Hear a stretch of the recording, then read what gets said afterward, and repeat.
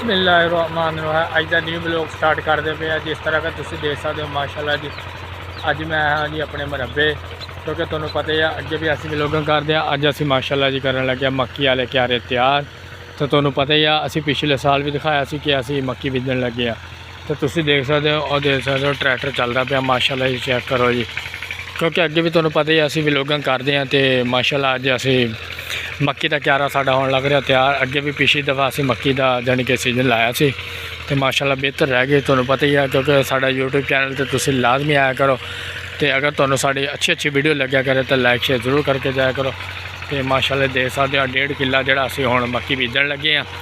तो ये तैयारी श्यारी शुरू होने लग रही है, हो गई है बल्कि, क्योंकि यार काफ़ी दिनों तो वेट करते पे सी कि मौसम सैट हो तो मक्की बीजीए।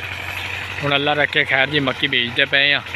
तो बाकी इंशाल्लाह तुसीं सपोर्ट रज के करो क्योंकि अगे भी असी काफ़ी माशाल्लाह यूट्यूब चैनल पर आते हैं। साडा यूट्यूब चैनल है हाफिज़ नूर ब्लॉग के नाम तो तुसीं लाजमी सपोर्ट रज के करा करो साडू क्योंकि अगे भी असी ब्लॉगिंग करते हैं। अज भी माशाल्लाह ब्लॉगिंग करते पे हैं।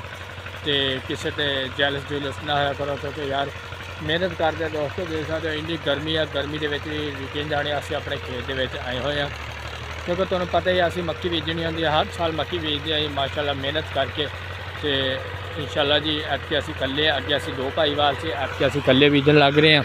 तो तुम देख भी सकते हो ट्रैक्टर सामने चलता पाया वा और चेक करो जी माशाल्लाह ऐतकी साडा इंशाल्लाह जी तुम दुआ करो कि साडा मक्की का चंगा निकलिया। तो बाकी मजीद इंशाल्लाह छलियाँ लाजमी खिलावांगे। पिछली दफ़ा क्योंकि मैं लाइव यूट्यूब पर आंदा होंदा सी तो काफ़ी आवाम देखती होंगी सी कहती यार छलियाँ खानियाँ बहुत बेहतर छली है माशाल्लाह जी। काफ़ी लोगों ने भी छलियाँ खिलाइया सी। ऐतकी इंशाल्लाह तुसीं दुआ करो असी छलियाँ तुहानूं लाजमी खिलावांगे कि जोड़ा बंदा यार मेहनत कर रहा है इंशाल्लाह अल्लाह पाक उहदी मेहनत दे नज़ारा तुसीं देख सकते हो कि मरबे असी आए सी जे इन्नी गर्मी पैन रही है शदीद गर्मी। तो इंशाल्लाह कल नूं असीं प्लांटर करांगे, प्लांटर करके तो फिर मक्की बीजांगे। चोपा लाने वक्त भी असीं तुहानूं दिखावांगे कि जिस तरह असीं चोपा लगाने आ चोपा ला के असी बीजांगे जी। क्योंकि पिछली दफ़ा यार साढ़े एक भाईवाल होल से ऐतकी वो छड़ गया वा तो असी ऐतकी कल्ले हाँ। कोई मुश्किल नहीं यार देखो अपनी जिमीदार अपना खुद करो अल्लाह पाक सिला जरूर दिंदा। मेहनत का जोड़ा बंदा मेहनत कर देना इंशाल्लाह अल्लाह पाक जरूर मेहनत का फल पाता जी। चेक कर सकते हो तुसीं मैं अपने मरबे आया जी। तो साढ़े यूट्यूब चैनल पर लाजमी आया करो। साढ़ा यूट्यूब चैनल हाफिज़ ब्लॉग के नाम तो माशाल्लाह जी असी मेहनत करते पे हैं। तो टिकटॉक की आईडी है कि मुंडे गुलपुर के 0 सारी टिकटॉक की आईडी है। तो लाजमी सपोर्ट रज के करा करो। बड़ी गर्मी पैन रही है फिर तुम दिखाने असी गूगल पर नहावांगे। बड़ी गर्मी पैन रही है असी मैं क्या चलो यार हल शल बहा लीए मुड़ के असी फिर नहावांगे जी। बहुत गर्मी पैन रही है। तो बाकी मजीद इधर देख सकते हो ट्यूबल चलता पाया आ चेक करो जी इधर नज़ारा और सामने जी खज्जी है ना तुम सामने दिखाई उससे माशाल्लाह कैमरा लग्या है वा।